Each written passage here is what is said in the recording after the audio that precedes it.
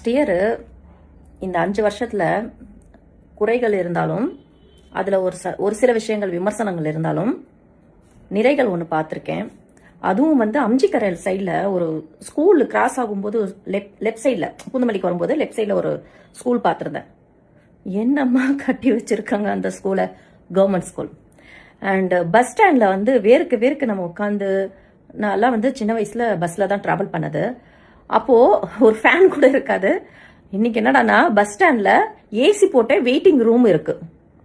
அப்புறமா GH, metro, road.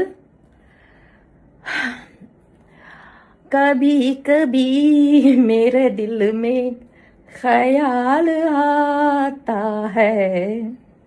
இப்படிதான் ஹிந்தில பாட்டு பாடணும். இனிமேல் கத்துக்குங்க பாட்ட. பாய்.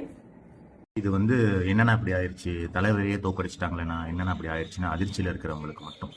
நிறைய பேர் இன்பாக்ஸில் மெசேஜ் அனுப்பிச்சிருந்தீங்க, சில பேர் ரொம்ப அழுதுருந்தீங்க. தமிழ்நாடு ஒரு தேக்க நிலையை சந்திச்சிருச்சு. we have reached a saturation point. இரட்டை இலக்க ஜிடிபி இதெல்லாம் இந்த மக்களுக்கு தெரியல. இன்னொரு விஷயம், யார் ஆண்டா என்ன, உழைச்சாதான் நமக்கு சோறு. ராம ஆண்டாலும் ராவண ஆண்டாலும் எனக்கு ஒரு கவலை இல்லை. இதெல்லாம் நம்ம நார்மலைஸ் பண்ணிட்டோம். உதாரணத்துக்கு தமிழ்நாட்டில் எலீட் மக்கள் அப்படிங்கிறவங்க எல்லா ஜாதியை சேர்ந்தவங்களும் இருப்பாங்க. வெளி மாநிலங்களில் பார்த்தீங்கன்னா உயர் ஜாதிகள் மட்டுமே இருப்பாங்க. அவங்க மட்டுமே பெரிய வேலைகளில் இருப்பாங்க. தமிழ்நாட்டில் அப்படி இல்லை. we have doctors, engineers, IT professionals and elite மக்கள் from all parts of the society. இது எப்படி நடந்திருக்கு? தானா நடக்கலை. ஒரு மிகப்பெரிய சோஷியல் இன்ஜினியரிங் இதுக்கு பின்னாடி நடந்திருக்கு. கலைஞர் வராரு, ஐடி பிரின்சிபல்ஸ் ஃபர்ஸ்ட் கொண்டு வராரு, பஸ் பாஸ் கொடுக்குறாரு, கிராமப்புற மாணவர்களுக்கு இடஒதுக்கீடு கொடுக்குறாரு, முதல் தலைமுறை பட்டதாரிக்கு இது கொடுக்குறாரு பஸ் பாஸ். அதுக்கப்புறம் ஜெயலலிதா வராங்க, நாப்கின் வரைக்கும் கொடுக்குறாங்க. ஸோ இந்த படிப்படையான சோஷியல் இன்ஜினியரிங்னால இது தமிழ்நாட்டில் சாத்தியப்பட்டு இருக்கிறது. எல்லாருக்கும் எல்லாம் அப்படிங்கிறது கிடைச்சிருக்கு. நீங்க இன்னொன்று கவனிச்சிங்கன்னா, தமிழ்நாட்டில் இருக்கும் ஏழ்மை என்பது வடநாட்டு ஏழ்மையை விட ஒரு வகையில சொபிஸ்டிகேட்டடான ஒரு ஏழ்மை. இங்க இருக்கிற ஏழைகள் கூட பசி, பஞ்சம், பட்டினின்னு கிடக்கிறது இல்லை. ஏழ்மையில் கூட ஒரு விதமான சொபிஸ்டிகேஷன் வட மாநிலங்களை விட தமிழ்நாட்டில் சாத்தியப்பட்டு இருக்கிறது. அவர்களையும் முன்னேறது தான் இந்த திராவிட மாடல்னு சொல்றோம். எல்லாருக்கும் எல்லாம் இன்னும் நம்ம அதை நோக்கி போயிட்டு இருக்கிறோம். பட் எலிட் அதிகமாயிட்டாங்க. அவங்களுக்கு நம்ம கிட்ட சேர்ந்ததெல்லாம் நம்ம வேலை என்ன, நான் படித்தேன், நான் வேலைக்கு வந்தேன், எங்க அப்பா படிச்சாரு, என்ன படிக்க வச்சாரு, ஃபீஸ் கட்டினாரு. நோ, அதற்கான ஆப்பர்ச்சுனிட்டியை உனக்கு கொடுத்தது இந்த திராவிட இயக்கம் செஞ்ச சோசியல் இன்ஜினியரிங் அப்படிங்கிறது அவங்க கிட்ட போய் சேரல. ஒண்ணு.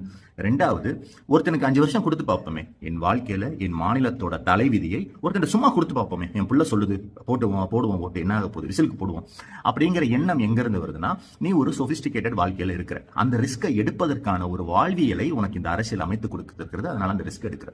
சோ இதெல்லாம் தான் சேர்ந்து ஒரு சேச்சுரேஷன் பாயிண்ட். உதாரணத்துக்கு எம்எம்எஸ்க்கு அப்புறம் மோடி வந்தது, ஒபாமாக்கு அப்புறம் ட்ரம்ப் வந்தது, ஹிட்லர் புதிய ஜெர்மனியை கொண்டு வரேன்னது, மேக்கிங் அமெரிக்கா கிரேட்னு ட்ரம்ப் சொன்னது, புதிய இந்தியாவை கொண்டு வரேன்னு மோடி சொன்னது. இன்னைக்கு இதெல்லாம் எப்படி இருக்கு? How was Germany, how is America, how is India? அதே போல ஒரு சேச்சுரேஷன் பாயிண்ட் வரும்போது மக்கள் இப்படி ஒரு தற்கொலையை தேர்ந்தெடுப்பார்கள். ஆனால் நாம் வீழ்ந்து விடக்கூடாது, சோர்ந்து விடக்கூடாது, தொடர்ந்து போராடணும். திமுக போராடும், தமிழ்நாடு வெல்லும்.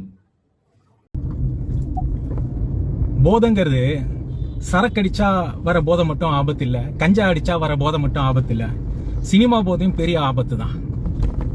ஒரு சினிமா போதைக்காக ஒரு இனத்தையே, ஒரு மாநிலத்தையே போய் யாரும் அடகு வைப்பாங்களா?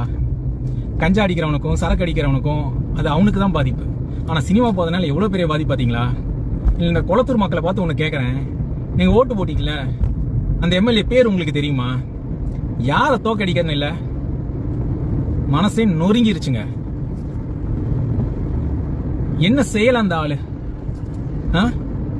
நீங்க 5 வருஷம் மோசமான ஆட்சிக்கு கிடைச்ச விளைவுன்னு சொன்னாங்களே, நான் ஒண்ணு கேக்குறேன். அதுக்கப்புறம் 10 தேர்தல் சந்திச்சார், 10 தேர்தலையும் வெற்றி பெற்றார். ஒரு இடத்துலயாவது மோசமான ஆட்சினா மக்கள் அங்கேயே பதிலுக்கு தோக்கடிச்சிருப்பாங்க. அதை செய்யல. உங்களுடைய சினிமா போதைக்காக ஓட்டு போட்டுட்டு